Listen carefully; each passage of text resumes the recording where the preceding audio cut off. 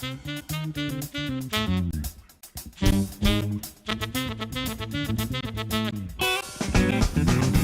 une exploitation de 65 mères, blonde aquitaine, et ce qui fait un cheptel de 130 animaux sur 100 hectares de... Donc 100 hectares, donc c'est 30 hectares de maïs et le reste en prairie. Mais on va essayer là, dans les années qui vont arriver d'en produire pour s'autofinancer les coûts d'aliments qui ont augmenté encore.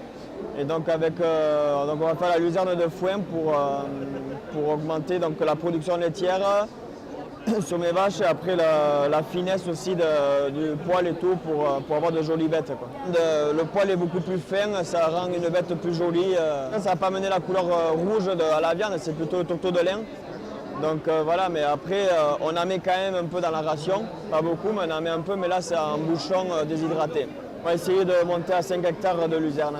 Ça va suffire parce qu'on ne va pas donner à tout le monde quand même. Mais après, vu qu'on a des terrains qui sont... c'est des terrains où c'est pauvre en chaux.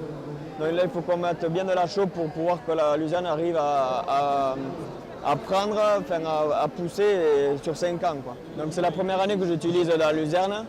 Et là, j'ai vu une grosse différence sur les retours en chaleur de mes vaches. Et sur le poil, une finesse plus jolie sur les poils de mes vaches. Voilà, un poil bien ras. En plus, comme on peut voir, une jolie finesse. Donc tout ça,